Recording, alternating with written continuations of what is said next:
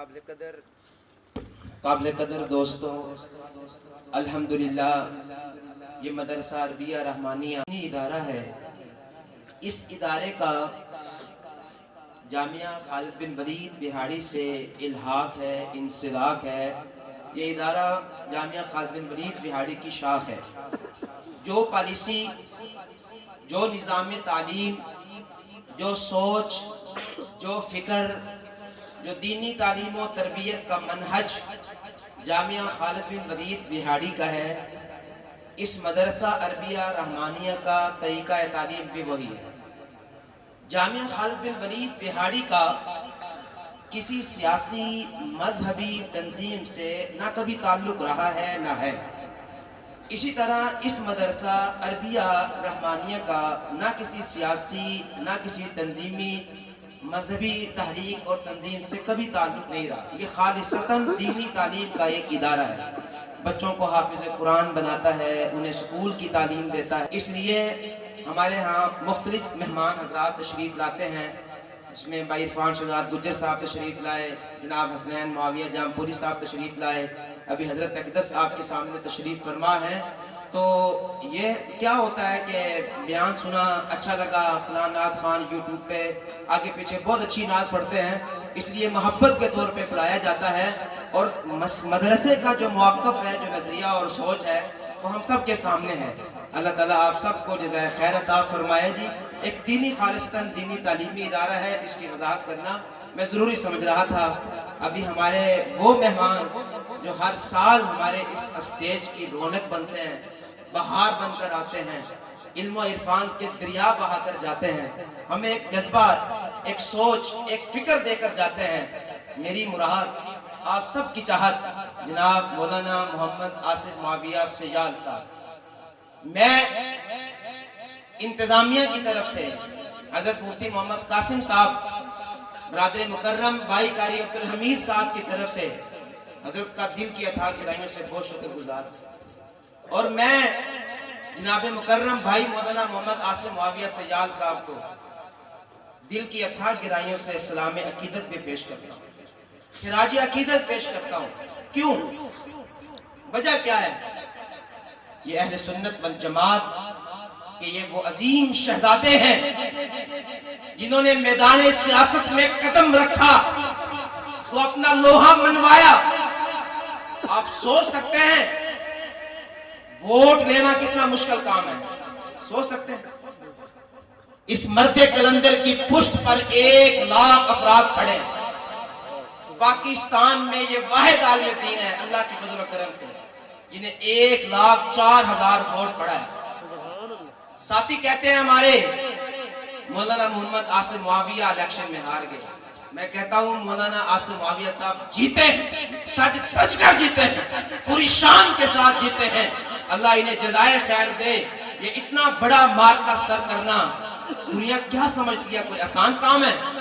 الحمدللہ ان کا بھی کسی مذہبی شدت پسند تنظیم سے کوئی تعلق نہیں۔ اللہ کے فضل و کرم سے یہ وطن کی، قوم کی، ملک کی خدمت کرنا چاہتے ہیں، اور پاکستان مسلم لیگ نون جن کے وزیر اعظم شہباز شریف صاحب، پنجاب میں بھی ان کی حکومت ہے، یہ الحمدللہ اسی مسلم لیگ نون کی طرف سے MNA کے کینڈیڈیٹ تھے، امیدوار تھے۔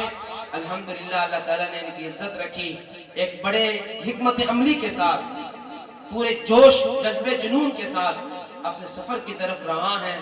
انشاءاللہ وہ وقت بھی دور نہیں جب ہمارے یہ بھائی مولانا محمد آصف معاویہ سیال صاحب قومی اسمبلی کی بینچ پر بیٹھ کر حق کا بول بالا کریں گے نا انشاءاللہ، اور ہم سب ان کی تائید کریں گے دعاؤں کے ساتھ، اور جس طرح ہم سے ہو سکی اللہ کے فضل و کرم سے انشاءاللہ یہ اسلام کی خدمت بھی کریں گے، ہمارے ملک کی خدمت بھی کریں گے، ہماری قوم کی خدمت بھی کریں گے۔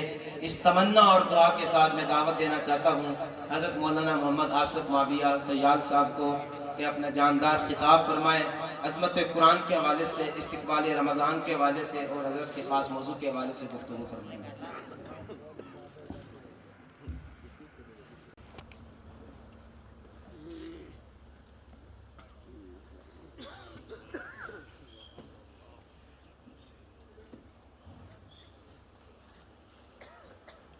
اللہ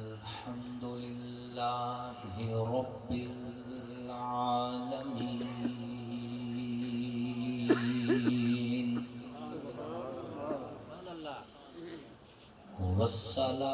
والصلاة والسلام على سيد الأنبياء والمرسلين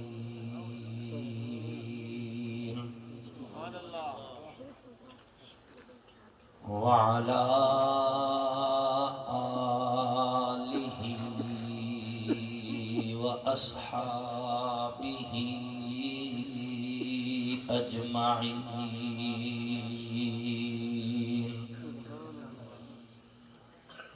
أما بعد فأعوذ بالله من الشيطان الرجيم بسم الله الرحمن الرحيم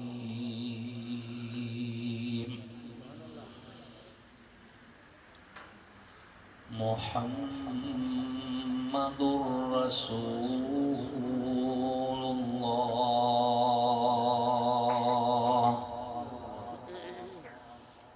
والذين معه أشداء على الكفار رحماء بينهم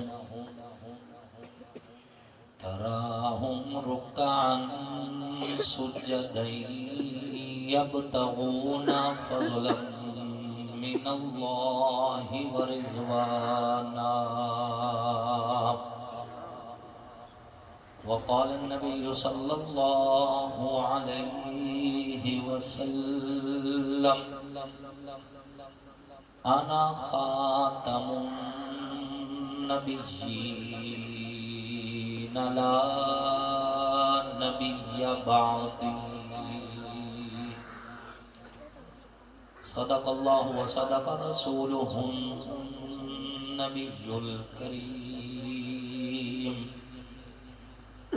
ونحن على ذلك لمن الشاهدين والشاكرين والحمد لله رب العالمين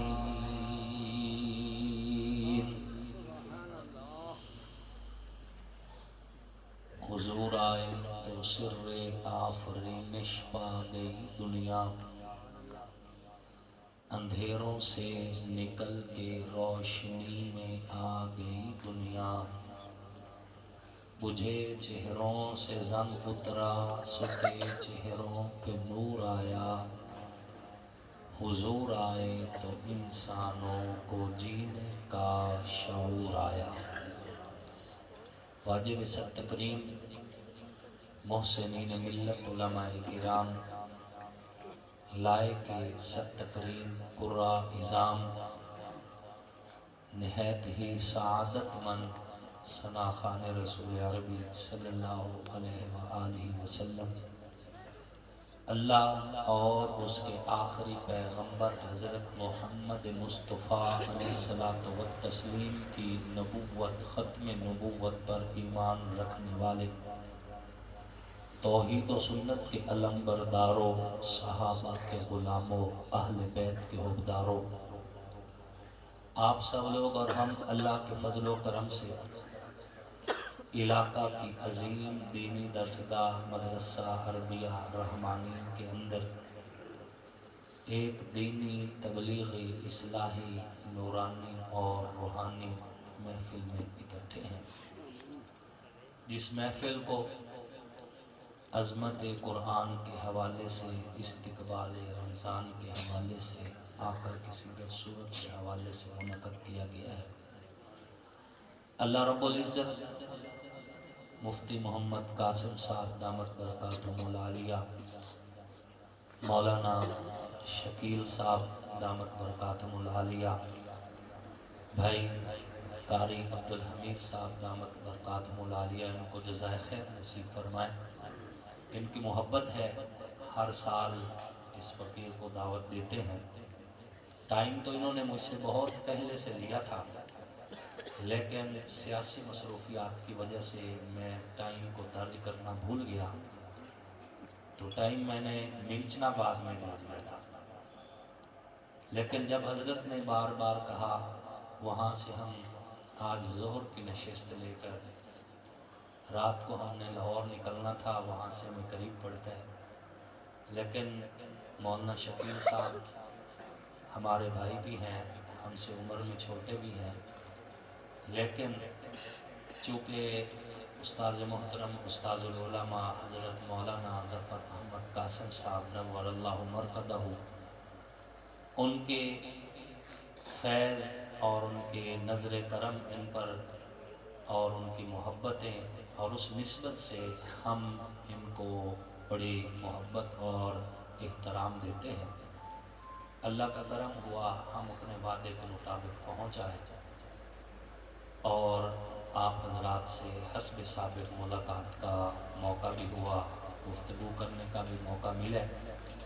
اللہ رب العزت سے دعا ہے اللہ پاک آپ سب کا آنا، تمام علماء شعراء کا آنا، اس فقیر کا آنا اپنی بارگاہ میں قبول فرمائے، اس مسجد کو، اس مدرسے کو قیامت کی صبح تک آباد اور شاد رکھیں، پڑھنے والوں کو، پڑھانے والوں کو، معاونین کے تعاون کو اللہ اپنی بارگاہ میں قبول فرمائے۔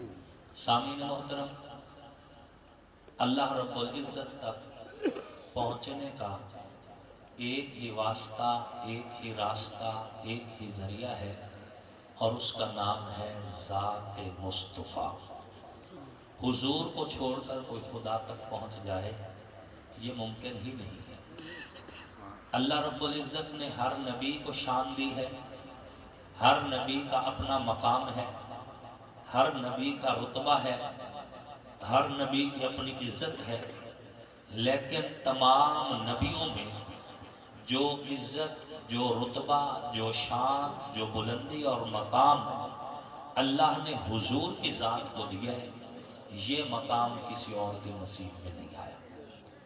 اہل سنت والجماعت، اکابرین دیوبند یہ عقیدہ رکھتے ہیں کہ بعد از خدا بزرگ توئی قصہ مختصر۔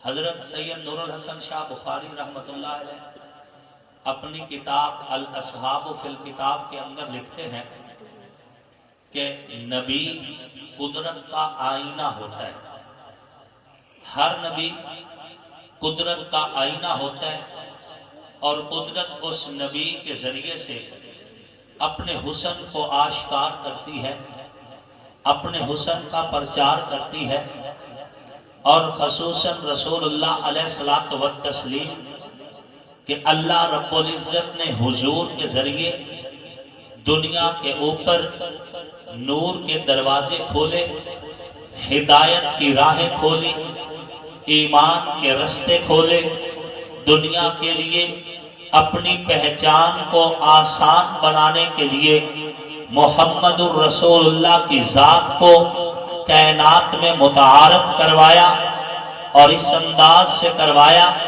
کہ میرے پاک پیغمبر علیہ الصلوۃ والتسلیم جب اپنے منہ سے کوئی گفتگو کرتے، لب حضور کے تھے، زبان حضور کی تھی، منہ مبارک حضور کا تھا، لفظ حضور کی زبان سے نکلتے تھے، لیکن کائنات کا رب اعلان فرماتے وَمَا يَنْتِقُ عَنِ الْهَوَىٰ إِنْ هُوَ إِلَّا وَحْيٌ يُوحَىٰ۔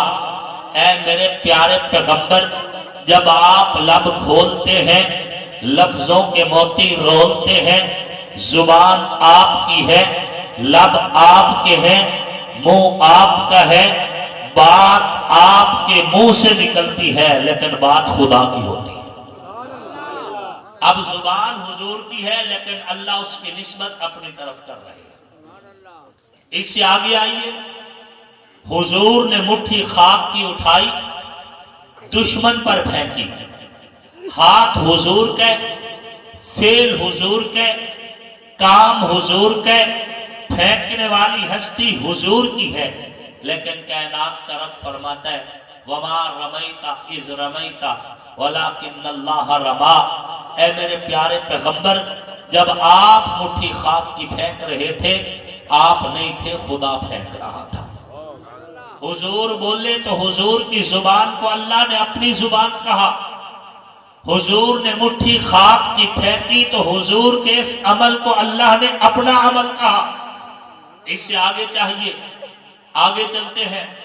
بیعت رضوان کے موقع پر حضرت عثمان ذو النورین رضی اللہ تعالیٰ عنہ کا بدلہ لینے کے لیے جب بیعت رضوان کی گئی، حضور صلی اللہ علیہ وآلہ وسلم اپنا دست مبارک لیے بیٹھے ہیں، صحابہ باری باری آ کے حضور کے ہاتھ پہ بیعت کر رہے ہیں، اور بیعت اس انداز میں ہے کہ ہم مشرکین مکہ سے لڑیں گے یا عثمان کا بدلہ لیں گے، یا پھر ہم بھی شہید ہو کر وہاں پہنچیں گے جہاں عثمان شہید ہو کر جا چکے ہیں۔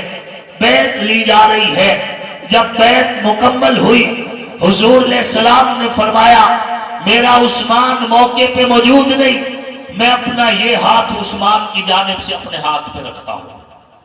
اب یہ ہاتھ حضور کے رکھا حضور نے ہے، لیکن کائنات کے رب نے فرمایا ید اللہ فوق ایدیہم، میرے پیارے پیغمبر جب آپ کا ہاتھ نیچے تھا، اوپر صحابہ کے ہاتھ تھے، اور سب سے اوپر آپ نے اپنا ہاتھ رکھا، یہ ہاتھ مصطفیٰ کا نہیں خدا کا ہاتھ۔ حضور نے گفتگو کی تو اللہ نے فرمایا میں بولا ہوں، حضور نے مٹھی خاک کی پھینکی تو اللہ نے فرمایا میں نے پھینکی ہے، حضور نے ہاتھ سب سے اوپر رکھا تو اللہ نے فرمایا میرا ہاتھ ہے۔ بات یہاں تک ختم نہیں ہوئی، کائنات کے رب نے اعلان فرمایا جو بندہ اس کائنات میں میرے پیغمبر کی غلامی کرے گا، میرے پیغمبر کے اسوہ پہ چلے گا، میرے پیغمبر کی سیرت پہ چلے گا، میرے پیغمبر کی اطاعت کرے گا، وَمَن يُطِعِ الرَّسُولَ فَقَدْ أَطَاعَ اللَّهَ، جو محمد کے در پہ آ گیا وہ خدا کے در پہ آ گیا۔ جس نے محمد کی غلامی کر لی اس نے خدا کی غلامی کر لی، جس نے محمد کی اطاعت کر لی اس نے خدا کی اطاعت کر لی۔ ہر بات میں اللہ حضور کے کام کو اپنا کام فرما رہے ہیں۔ یہی نظریہ یہ فقیر آپ کے سامنے رکھ رہا ہے کہ اللہ تک پہنچنے کا ایک ہی واسطہ، ایک ہی راستہ، ایک ہی ذریعہ ہے، اور اس کا نام ہے ذات مصطفیٰ۔ حضور کو چھوڑ کر کوئی اللہ تک نہیں پہنچ سکتا۔ نبیوں کو بھی اللہ نے پابند کیا ہے، رسولوں کو بھی پابند کیا ہے، لَتُؤْمِنُنَّ بِهِ وَلَتَنْصُرُنَّ، کہ تم حضور پر ایمان بھی لاؤ گے اور حضور کا پرچار بھی کرو گے۔ 1,24,000 کم و بیش انبیاء میں سے ایک نبی بھی ایسا نہیں جس نے حضور کا کلمہ نہ پڑھا ہو، ایک نبی بھی ایسا نہیں جس نے اپنی امت میں حضور کا تعارف نہ کروایا۔ اللہ تک پہنچنا تو رسول اللہ تک پہنچنا ہوگا، اور رسول اللہ تک اگر پہنچنا ہے، خدا تک جانا ہے تو ذات مصطفیٰ تک جاؤ، اور ذات مصطفیٰ تک جانا ہے تو جماعت مصطفیٰ تک جاؤ۔ جماعت مصطفیٰ کو چھوڑ کر کوئی نبی کی ذات تک پہنچ جائے یہ ممکن ہی نہیں ہے، رب کا اصول نہیں ہے۔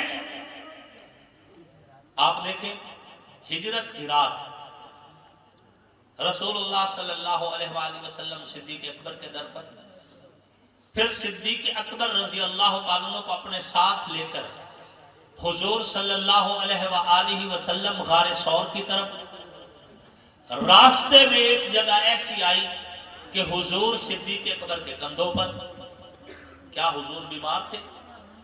بولے کیا حضور کمزور تھے؟ تو پھر اصول تو یہ ہوتا ہے کہ کمزور طاقتور کے سہارا لیتا ہے، یہاں تو حضور طاقتور ہیں پھر بھی صدیق کے کندھے پہ سفر فرما رہے ہیں۔ وجہ کیا ہے؟ اللہ چاہتا یہی تھا کہ محمد کی ذات صدیق کے کندھے پہ سفر کرے۔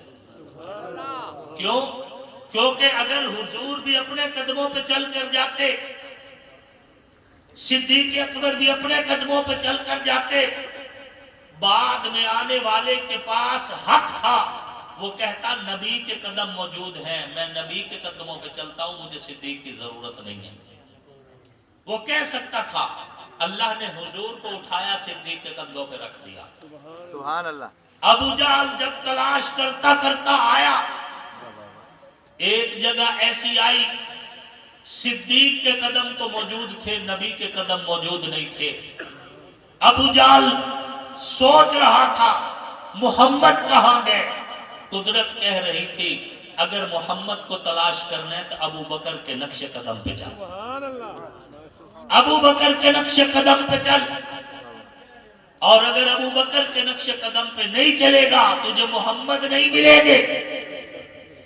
جہاں تک نبی اور صدیق کے قدم ملے ابو جہل پیچھے پیچھے چلتا آیا، جہاں صدیق اکبر کے صرف قدم تھے ابو جہل شک میں پڑ گیا کہ میں بھلا صدیق کے قدموں پہ کیسے چلوں، میں کیوں چلوں، ابو بکر صدیق کے قدموں پہ کیوں چلوں، حالانکہ اللہ رب العزت نے پیغام دیا تھا فَإِنْ آمَنُوا بِمِثْلِ مَا آمَنْتُمْ بِهِ فَقَدْ اهْتَدَوْا، اگر کسی نے ہدایت پانی ہے، ہدایت کے راستے پہ چلنا ہے تو پھر اس راستے پہ چلے جس پہ ابو بکر ہے، جس پہ عمر ہے، جس پہ عثمان ہے، جس پہ علی ہے، جس پہ حسن و حسین ہے، جس پہ معاویہ ابو سفیان ہے، جس پہ طلحہ عبد الرحمن ہے، جس پہ سعد اور سعید ہے، ان راہوں پہ چلو، اگر ان راہوں پہ چلو گے ہدایت پاؤ گے۔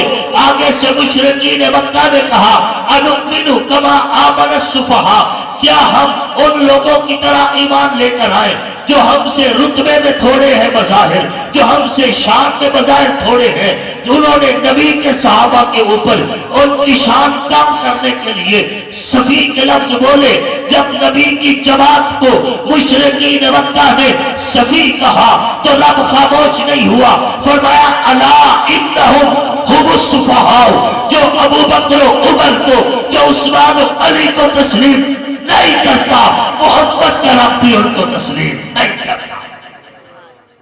اللہ نے بھی انکار کر دیا ان کا۔ ابو جہل ابو بکر کے قدم چھوڑ کے واپس پلٹے، اور میں ذمہ داری سے کہتا ہوں جس دن ابو بکر صدیق کو چھوڑ کے ابو جہل واپس پلٹا ہے، اس دن کے بعد ابو جہل کی نبی سے ملاقات نہیں ہوئی۔ اس سے پہلے حضور علیہ السلام دعوت دیتے رہے، بار بار ملاقات ہوتی رہی، لیکن جب صدیق کے قدموں کو چھوڑ کے ابو جہل واپس آئے ہیں، پھر بدر کے میدان میں ابو جہل قتل تو ہوا ہے، اسے نبی علیہ السلام سے ملاقات نہیں ہو سکی۔ جو صدیق کو چھوڑے گا اسے نبی کی زیارت نہیں ہوگی۔ حتمی بات ہے، طے شدہ بات ہے، اگر نبی کا دیدار کرنا ہے، اگر نبی کی شفاعت لینی ہے، اگر نبی تک پہنچنے تو ابو بکر کے پیچھے چلنا پڑے گا، عمر کے پیچھے چلنا پڑے گا، غنی کے پیچھے چلنا پڑے گا، علی کے پیچھے چلنا پڑے گا، معاویہ ابو سفیان کے پیچھے چلنا پڑے گا، حسن اور حسین کے پیچھے چلنا پڑے گا، اور جو ان کو نہیں تسلیم کرے گا کائنات کا رب بھی ان کو تسلیم نہیں کرے گا۔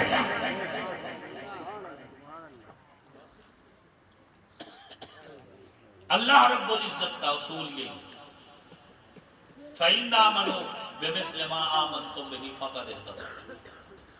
اللہ تک پہنچنا ہے تو در مصطفیٰ پہ پہنچو، در مصطفیٰ پہ پہنچنا ہے تو نبی علیہ السلام کی جماعت کے در پر پہنچو۔ نبی کی جماعت وہ واحد واسطہ، راستہ اور پل ہے جو اس امت کو نبی تک پہنچا سکتے ہیں۔ یہی ایک راستہ اور وسیلہ ہے، نبی کی جماعت۔ اور ہم اہل سنت والجماعت جب نبی کی جماعت کی بات کرتے ہیں اس میں نبی کا یارانہ بھی ہوتا ہے، اس میں نبی کا گھرانہ بھی ہوتا ہے، ہمارے یہاں کوئی تفریق نہیں ہے۔ ہم جتنا پیار خلیفہ بلا فصل سیدنا ابو بکر صدیق رضی اللہ تعالیٰ عنہ سے کرتے ہیں، ہم اتنا ہی پیار حضرت مولا علی کرم اللہ وجہہ سے بھی کرتے ہیں۔ ہم جتنا پیار امیر المؤمنین جناب حضرت عمر رضی اللہ تعالیٰ عنہ سے کرتے ہیں، ہم اتنا ہی پیار جناب سیدنا حسن مجتبیٰ سے کرتے ہیں۔ ہم جتنا پیار سیدنا عثمان ذو النورین سے کرتے ہیں، ہم اتنا ہی پیار سیدنا امام حسین سے کرتے ہیں۔ اللہ نے ان کو معیار ایمان بنایا ہے۔ اور اے اہل ایمان، کائنات کے رب نے قرآن کے شروع میں کیا فرمایا؟ الف لام میم ذالک الکتاب لا ریب فیہ، یہ جو کتاب ہے اس میں کوئی شک۔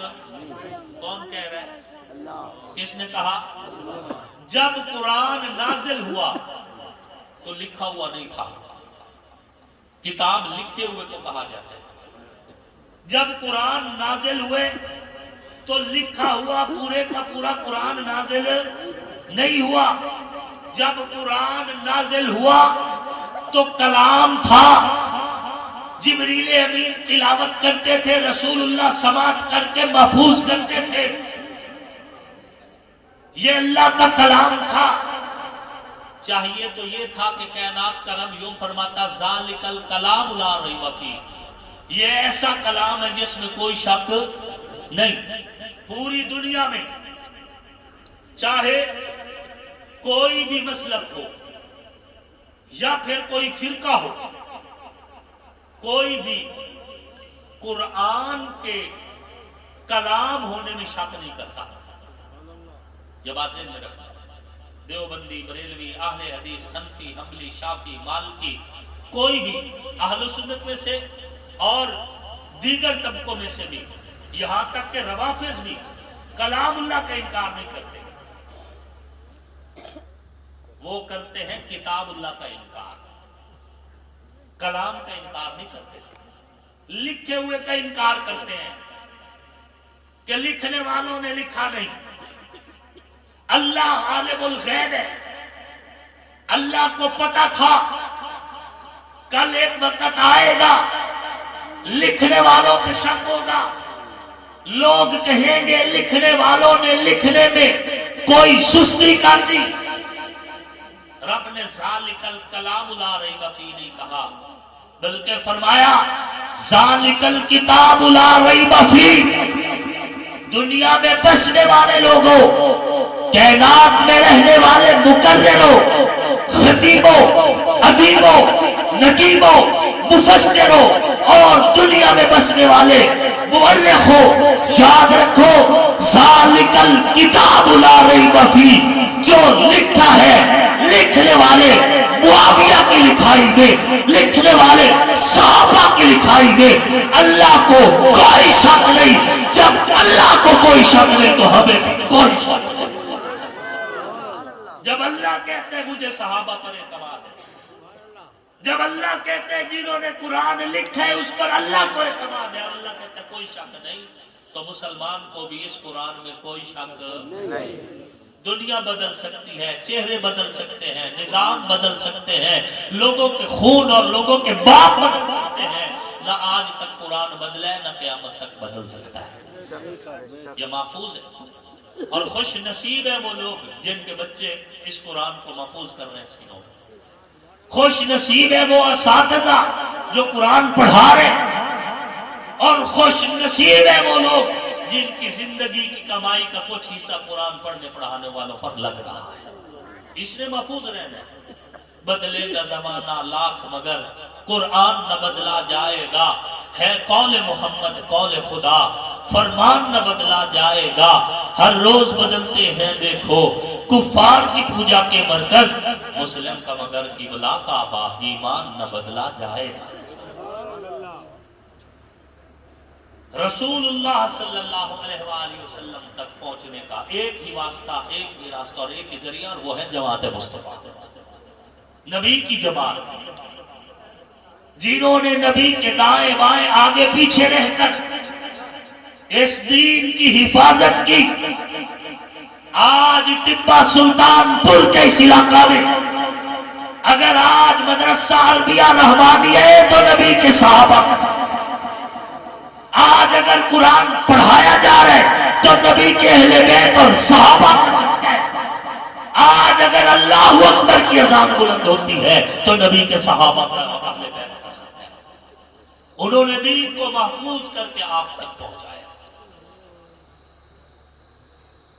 نبی علیہ السلام کی جماعت، آپ سوچ سکتے ہیں حضرت سعد بن ربیع رضی اللہ تعالیٰ عنہ جب احد میں شہید ہوئے، رسول اللہ صلی اللہ علیہ وسلم جنگ ختم ہوئی تو ایک صحابی کی ڈیوٹی لگائی، جاؤ سعد کو تلاش کرو۔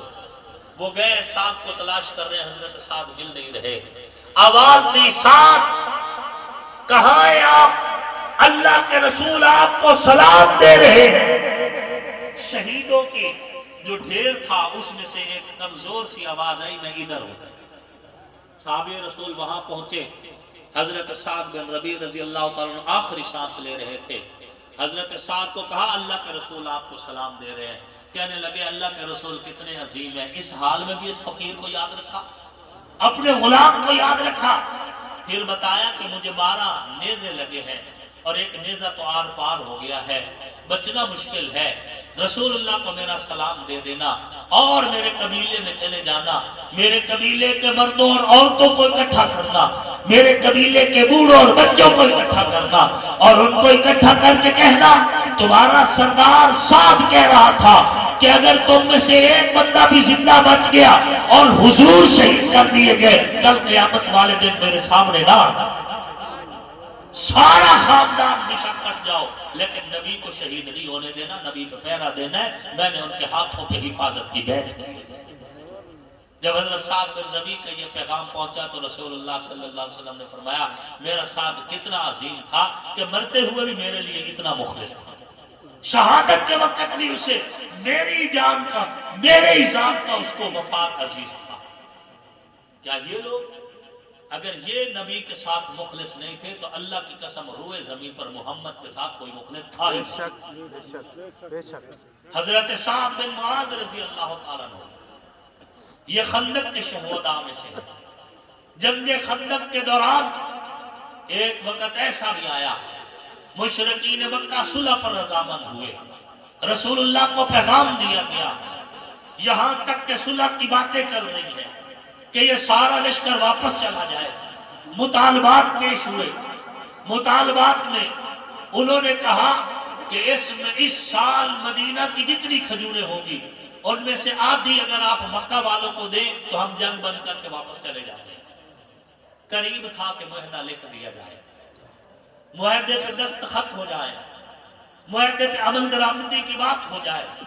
اسی اسنا میں حضرت سعد بن معاذ کو ایک تیر لگے، ایک رگ ان کی اکحل میں رگ کٹ گئی ہے، کٹی ہوئی رگ پہ ہاتھ رکھا ہوا ہے، رسول اللہ کے پاس آئے ہیں، معاہدہ سنا ہے، دونوں طرف سے معاہدہ سن کے حضرت سعد بن معاذ کہتے ہیں یا رسول اللہ اگر تو یہ اللہ کا حکم ہے تو پھر میں خاموش ہوں، اور اگر یہ آپ کی رائے ہے تو پھر میں ایک بات کہنا چاہتا ہوں۔ حضور نے اجازت دے دی۔ حضرت سعد بن معاذ کہتے ہیں یا رسول اللہ ایک وقت تھا کننا نعبد الاصنام، ہم بتوں کی پوجا کیا کرتے تھے، لیکن اس دور میں بھی جب ہم بتوں کی پوجا کیا کرتے تھے مکہ کے ایک لوگوں کی اتنی جرت نہیں ہوتی تھی کہ اہل مدینہ کو تڑی دکھا کر، آنکھیں دکھا کر اہل مدینہ سے کھجوریں لے کر جائے۔ اس وقت آج تو اللہ نے آپ کے صدقے ہمیں عزت دی ہے، ہمارا سر اونچا ہے، ہم موحد ہیں، ہمیں اللہ کی پہچان ہو گئی ہے، یہ مشرک ہے، ہم توحید پرست ہیں۔ آج یہ ہم سے اگر تڑی لگا کر کھجوریں لے جائے اتنی جرت ان کی نہیں ہوگی، لا نعطیہم تمرۃ واحدہ، ہم انہیں ایک کھجور بھی تڑی کے ساتھ نہیں دیں گے، لا نعطیہم الا السیف، ہم اگر ان کو دیں گے تو تلوار کا زخم۔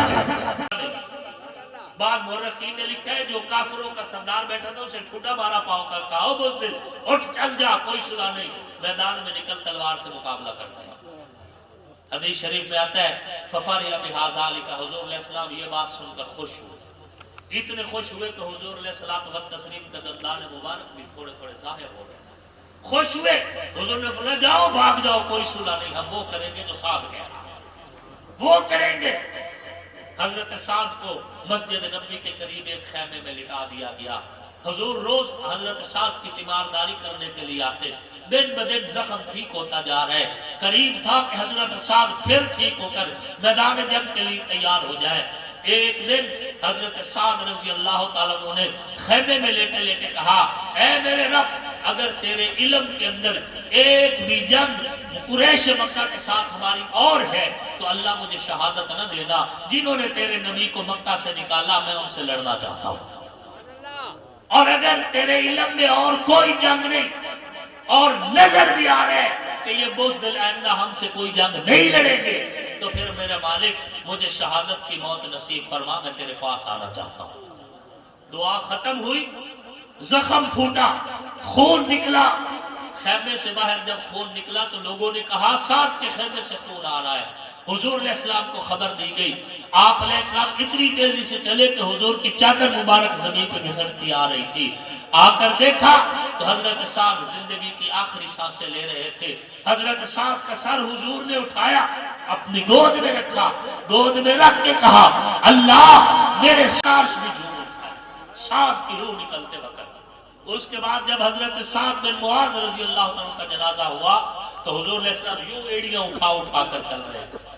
صحابہ نے عرض کیا یا رسول اللہ صلوات اللہ علیہ آپ ایڑیاں اٹھا اٹھا کر چل رہے ہیں, وجہ کیا ہے؟ حضور نے فرمایا سعد کے جنازے میں اتنے فرشتے ہیں مجھے پاؤں رکھنے کی جگہ نہیں ملی. یہ لوگ اگر مخلص نہیں تھے تو دنیا میں کوئی مخلص نہیں تھا. حضرت خنسا رضی اللہ تعالیٰ عنہ 4 بیٹے ہیں, چاروں میدان جہاد میں روانہ کر دیا. چاروں کے چاروں جاتے ہوئے کو پھر واپس بلایا, ادھر آؤ. جب بیٹے آگے انہیں کہا لکم لبنو امرأۃ واحدہ, جس طرح تمہاری ماں ایک ہے تمہارا باپ بھی ایک ہے. جب میں کنواری تھی تو اس وقت میں نے تمہارے ماموں کو رسوا نہیں کیا تھا, اور جب میری شادی ہوئی تو ما خنت اباکم, میں نے تمہارے باپ سے خیانت نہیں کی تھی. تم حلالی ہو, تمہاری رگوں میں تمہارے باپ کا خون ہے. جاؤ نبی کے دین کے لیے کٹ جانا, تمہارے سینے پہ تو زخم ہو لیکن تمہاری پشت پہ مجھے زخم نظر نہیں آنا چاہتا. میدان نہ چھوڑ کے بھاگنا. پھر تاریخ گواہ ہے حضرت خنسا کے چاروں بیٹے شہید ہو گئے. چاروں شہیدوں کی شہادت پر بھی انہوں نے اللہ کا شکر ادا کیا کہ میرے بیٹے نبی کے دین پر قربان ہو گئے. اگر یہ مخلص نہیں تو کوئی مخلص نہیں. حضرت حبیب رضی اللہ تعالیٰ عنہ شہید ختم نبوت مسلمہ قذاب کی قید میں ہے. مسلمہ نے کہا میرا کلمہ پڑھ, کہا نہیں پڑھوں گا. اس نے ہاتھ کاٹ دیے, کہا اب میرا کلمہ پڑھ, کہا میں نے کلمہ آمنہ کے در یتیم کا پڑھا ہے, کسی اور کا نہیں پڑھوں گا. اس نے پاؤں بھی کاٹ دیے, کہا اب پڑھ, کہا نہیں پڑھوں گا. میں نے آخری نبی کا کلمہ پڑھا ہے, کسی اور کا نہیں پڑھوں گا.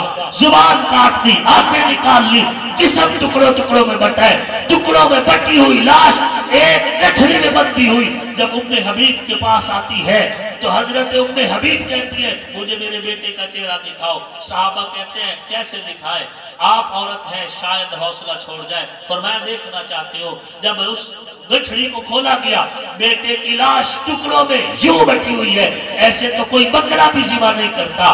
اپنے بیٹے کی لاش دیکھ کر نہ منہ پیٹا ہے نہ ماتھا پیٹا ہے, نہ سر میں خاک ڈالی ہے نہ سینہ کو بھی کی ہے. ام حبیب نے جو لفظ کہے تاریخ آج بھی ام حبیب کے ان لفظوں کو بیان کرتے ہوئے جھوم اٹھتی ہے. فرمایا لہذا اليوم ارزاق ہوں, میں اللہ کا شکر ادا کرتی ہوں. میں نے چھاتیوں کا دودھ جس بیٹے کو پلایا تھا اس بیٹے کی جوانی والسہاگ کے چہرے والے پیغمبر کی ختم نبوت پر, واللیل کی زلف والے پیغمبر کی ختم نبوت پر, علم نشرح کے سینے والے پیغمبر کی ختم نبوت پر, ید اللہ فوق ایدیہم کے ہتھیلی والے پیغمبر کی ختم نبوت پہ قربان ہوئے میرا بیٹا. میری چھاتیوں کے دودھ کی قیمت مل گئی. میں نے اسے جوان اسی دن کے لیے کیا تھا کہ نبی کے لیے. اگر یہ مخلص نہیں تھے تو روئے زمین پر نبی کے ساتھ اور کوئی مخلص نہیں تھا. یہی وہ لوگ تھے جو نبی کے دائیں بائیں آگے پیچھے رہے, سب کچھ لٹایا نبی کی ذات پر. مجھے کوئی انکار نہیں. جب نبی نے علی کا ہاتھ پکڑ کے کہا تھا من کنت مولاہ فعلی مولا, مجھے کوئی انکار نہیں. میں ذوف یا سکم یا کبھی ہونے کی طرف نہیں جاؤں گا.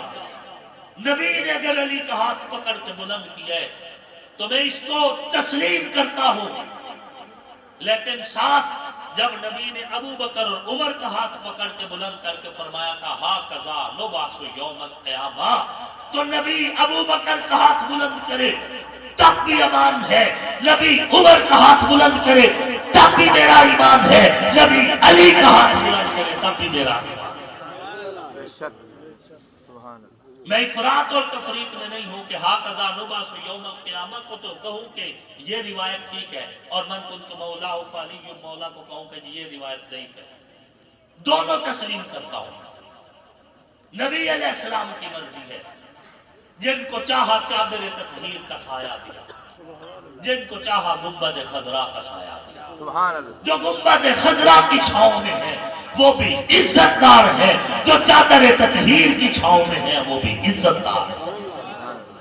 استاد محترم، استاد العلماء، ولی کامل حضرت مولانا ظفر احمد قاسم رحمت اللہ علیہ رحمت واسعہ، وہ فرمایا کرتے تھے کہ رقیبوں کے ڈر سے حبیب نہیں چھوڑے جاتے، کسی کی وجہ سے اگر کوئی حضرت ابو بکر صدیق کو گالیاں بکتا ہے تو کیا ہم حضرت علی کو گالیاں دینا شروع کر دیں؟ اگر کوئی حضرت عمر کو گالیاں بکتا ہے تو کیا ان کی ضد میں ہم حسن اور حسین سے دل بہلا کریں؟ نہیں نہیں، خدا کی قسم، اللہ کی قسم میں کہا کرتا ہوں، اگر اس دل میں رتی برابر بھی آل رسول کا بغض ہو تو اللہ مجھے کلمے کی موت نصیب نہ کرے۔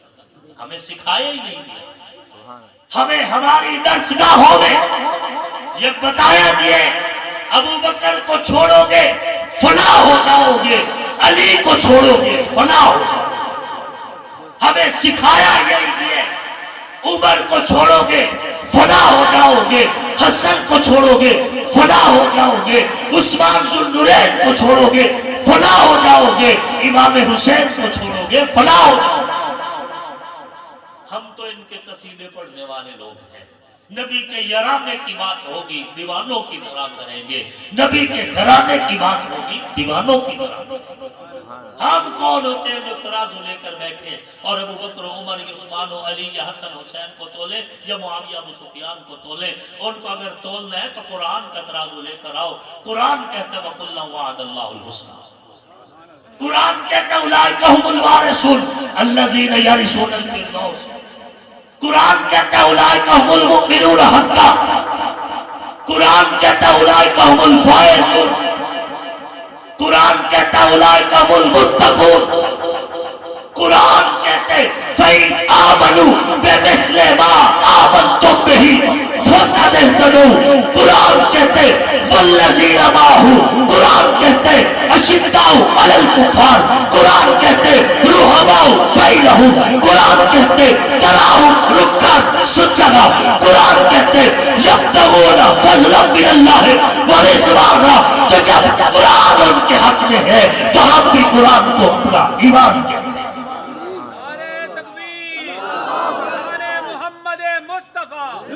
شان صحابہ، شان اہل بیت، تاجدار ختم نبوت، نعرہ تکبیر۔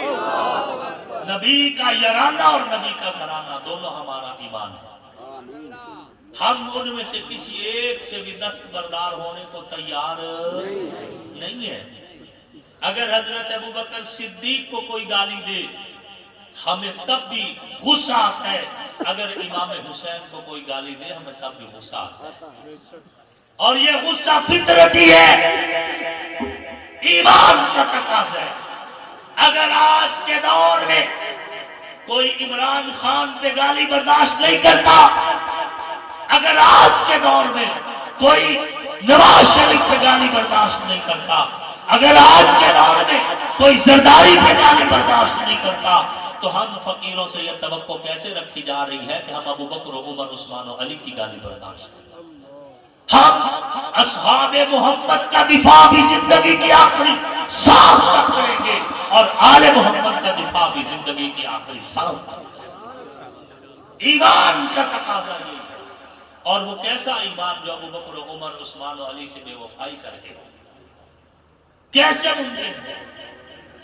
اے اہل ایمان، خدا تک پہنچنا ہے تو ذات مصطفیٰ تک جانا پڑے گا، ذات مصطفیٰ تک جانا ہے تو جماعت مصطفیٰ تک جانا پڑے گا۔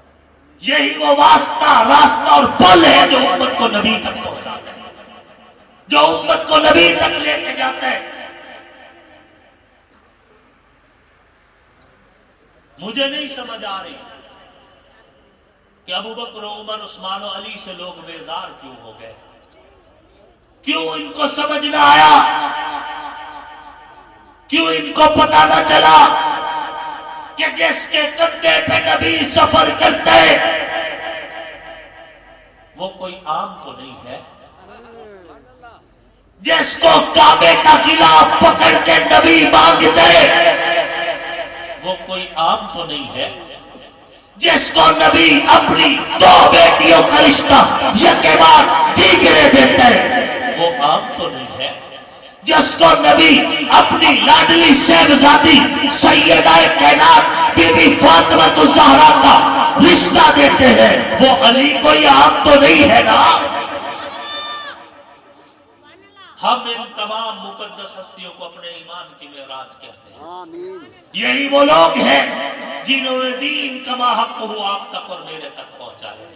یہی وہ لوگ ہیں جو نبی علیہ الصلوۃ والتسلیم کی سیرت اور صورت کو بین وعد امت تک پہنچانے والے ہیں۔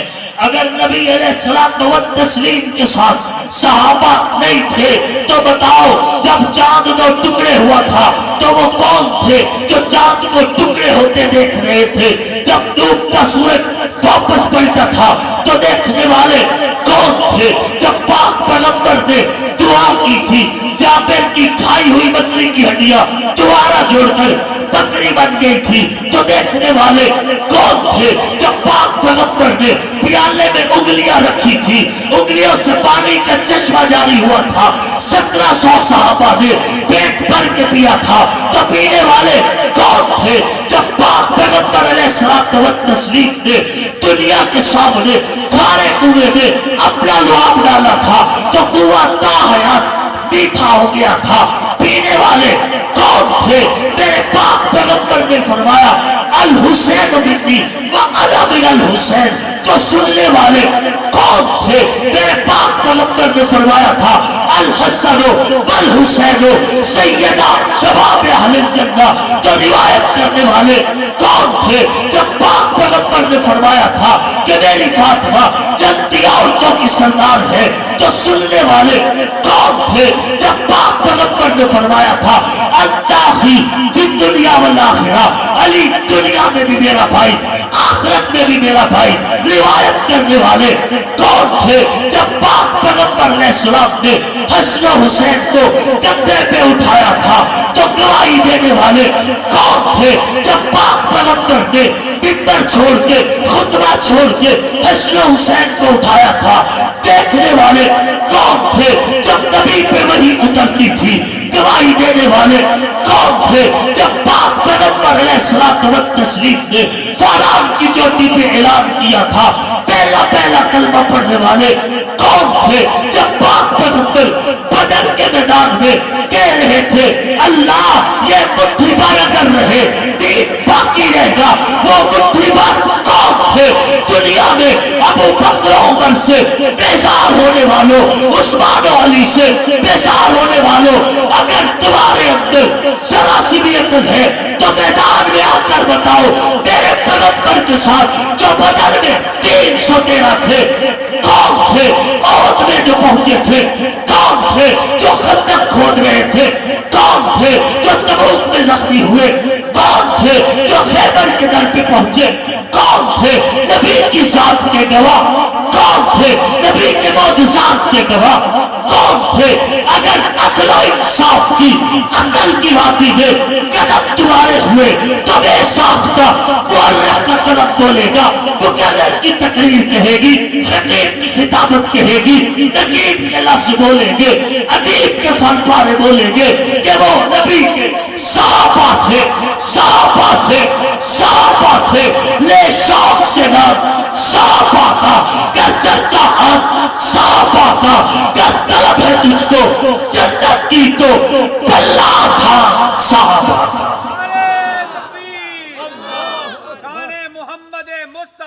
शान सहाबा, नारे तकबीर।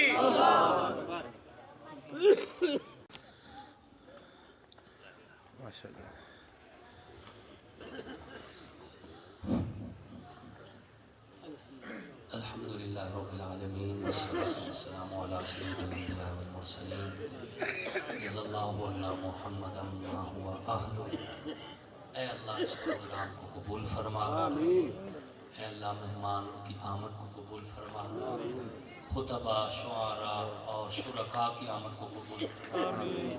ऐ अल्लाह इस मस्जिद को, इस मदरसे की क़यामत की सुबह तक आबाद फरमा।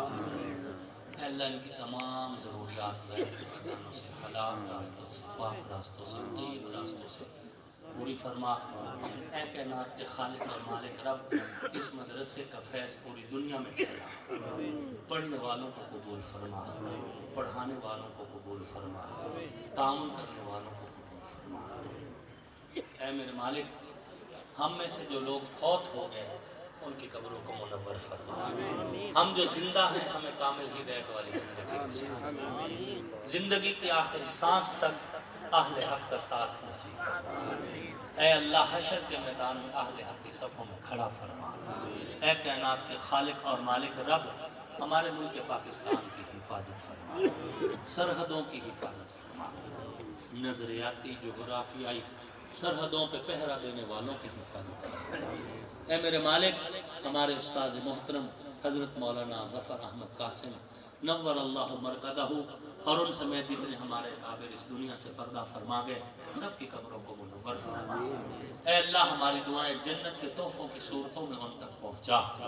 ऐ अल्लाह, उन तक ये पैगाम पहुँचा कि आपके लगाए हुए चमन उसी तरह आबाद है, उसी तरह कुरान पढ़ा पढ़ाया जा रहा है, दीन की बातें उसी तरह सुनी सुनाई जा रही है। ऐ कायनात के खालिक और मालिक रब, इस मजमा में अगर कोई बीमार है उसे शिफा नसीब फरमा। घरों में, अस्पतालों में जो बीमार है उनको भी शिफा नसीब फरमा। बे औलादों को औलाद नरीना नसीब फरमा।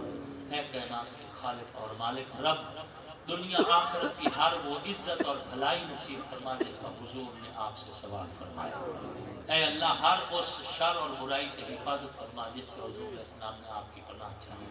ऐ कायनात के खालिक और मालिक रब, इस वक्त रात के इस पहर में हम दुआ कर रहे हैं। ऐ अल्लाह, हम कमज़ोर लोग हैं, हमारे बस में नहीं है, तू कादिर और कदीर है। फ़लस्तीन की मदद फरमा, गज़ा के मज़लूमों की मदद फरमा, उन पर आसानियाँ नाज़िल फरमा, फरिश्तों के ज़रिए उनकी नुसरत फरमा। ऐ अल्लाह, इसराइल को नेस्त व नाबूद फरमा, तबाह व बर्बाद फरमा। ऐ अल्लाह, उनको आपस में लड़ा, उनका असलिया उन्हीं पर फोड़ दे। ऐ अल्लाह, उनको तबाह व बर्बाद फरमा, नेस्त व नाबूद फरमा। ऐ अल्लाह, निशान इबरत बता। ऐ अल्लाह, गज़ा के मज़लूमों के हक़ में हमारी दुआ कबूल फरमा। कायनात के खालिक और मालिक रब, हमें हमारी नस्लों को कुरान की खिदमत के लिए कबूल फरमा। 5 वक्त की नमाज बाजमात नसीब फरमा। जो मांगा वो भी नसीब फरमा, जो नहीं मांगा मांगना चाहिए था वो भी नसीब फरमा। ऐ अल्लाह, हमारे इन बच्चों को कुरान और सुन्नत का दाई बना। ऐ अल्लाह, इस मुआशरे को कुरान और सुन्नत से लगाओ नसीब फरमा। हर फितने से अल्लाह हम सब की, हमारी नौजवान नस्ल की हिफाजत फरमा। अल्लाहुम्मा जल कैद मन अरादना बिसूइन फी नहरी, अल्लाहुम्मा इन्ना नजअलुका फी नुहूरिहिम व नऊज़ु बिका मिन शुरूरिहिम, जज़ल्लाहु अन्ना मुहम्मदन मा हुवा अहलुहु, रब्बना हब लना मिन अज़वाजिना व ज़ुर्रिय्यातिना क़ुर्रता अयुन वजअलना लिल मुत्तक़ीना इमामा। सल्लल्लाहु तआला अलैहि